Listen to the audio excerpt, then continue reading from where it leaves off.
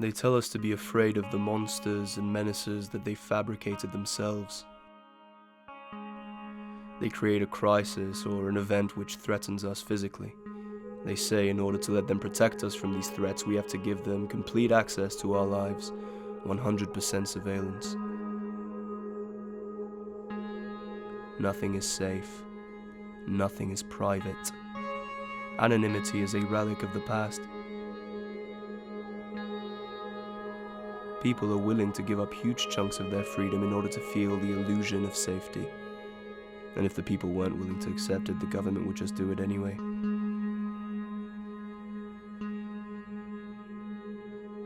People believe that they can change the system by voting for a new party. But as Mark Twain once said, if voting made any difference, they wouldn't let us do it.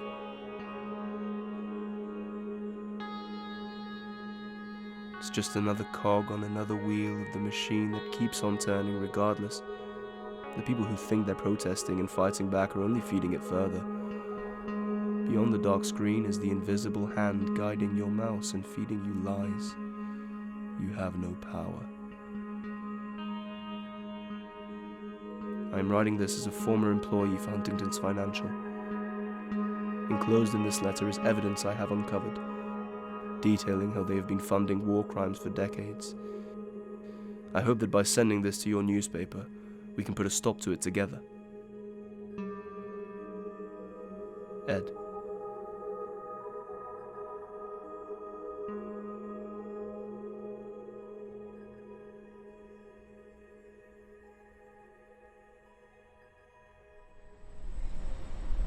Yeah, all of my money's been taken out of my account. Yeah, no, this is the third time this has happened. Name of my first cat. Jinx. Right.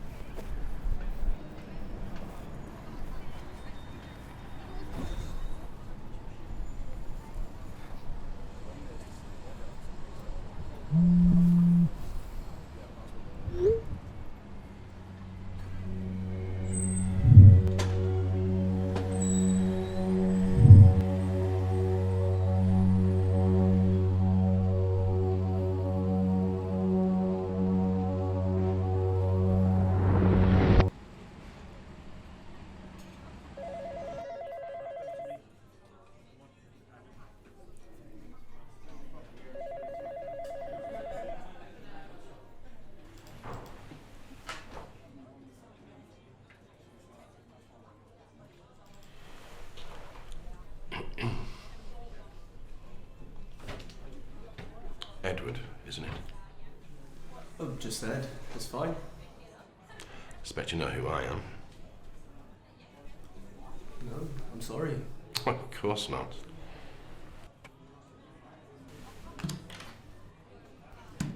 A company you used to work for.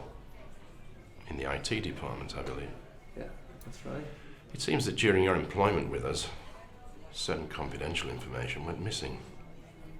What I believe happened is an employee had access to it and made copies.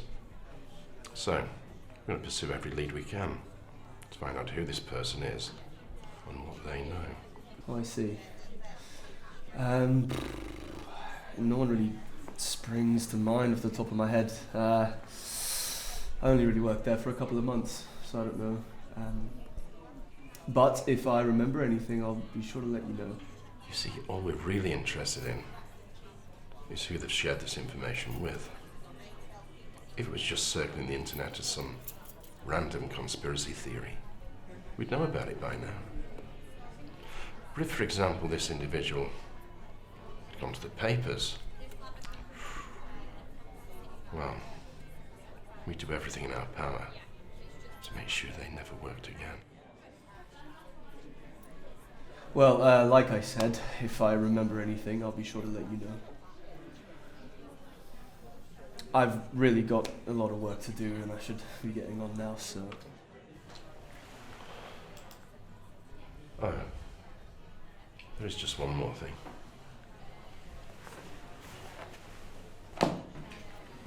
We did a background check on everyone who's currently a suspect. As I'm sure you're aware you are.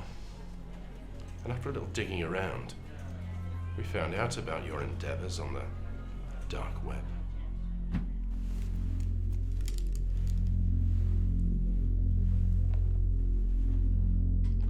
Rent-A-Hacker. Does that sound familiar?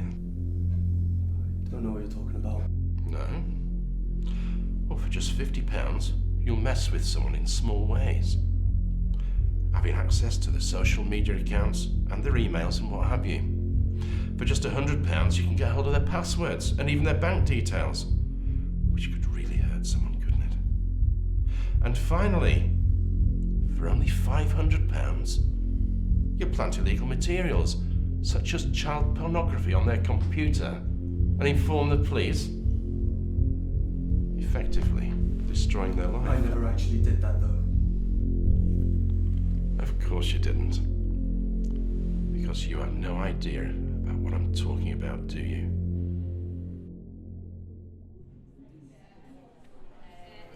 This certainly isn't the age where you want to be making enemies, is it? Good luck with your new job, Edward. Hopefully, you may get caught up in forthcoming events.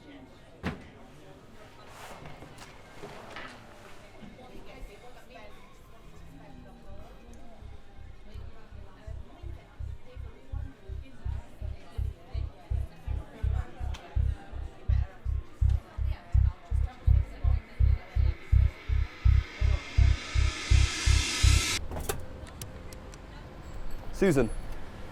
Now's not a good time, Ed. Yeah, I tried to call you on your phone, but I couldn't get through. There was a problem when it came to printing the article. Yeah, no shit. Where is the article? It was pulled before we could release it. There won't be any story. You said you had free press. You said that was impossible. The police came and seized all of your evidence. The orders came from as high up as the NCA. It was deemed a matter of national security. How could it be a matter of national security unless the government had a hand in it? Look, if I've got any advice for you, it's stop digging. Just get on with your life and forget about what you've seen. I'm sorry, Ed. I've got to go. Okay. All right, okay, well, thank you. Thank you so much, Susan. Thank you so much. Thank you very much. Thank you. Paul, I need to speak to you urgently. Hi, man, what's wrong? Not over the phone. I need you to come over. Are you being serious? Don't be long. Thank God.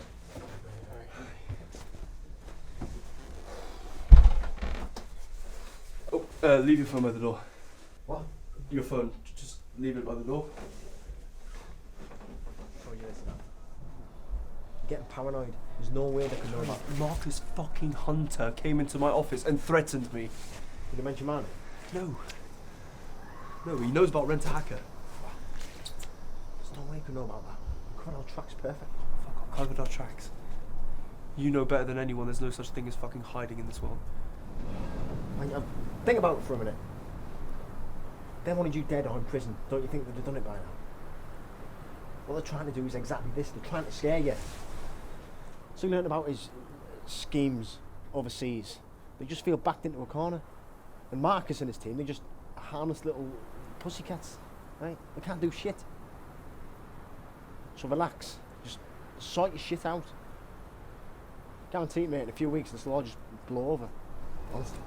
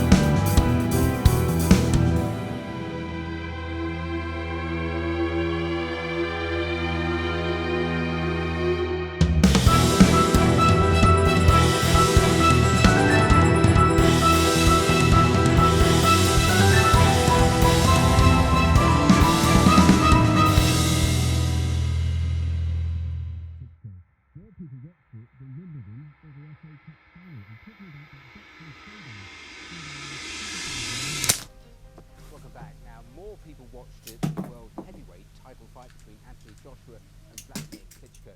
More people watched it than Wimbledon or the FA Cup final. I'm talking about that boxing showdown seen by around 25 million. We shall see. This potentially is another chapter to all of it. Okay, so we've simply run out of time. Thank you so much for your time, for joining us on the programme. I'm back with all the headlines here in a moment. Don't go.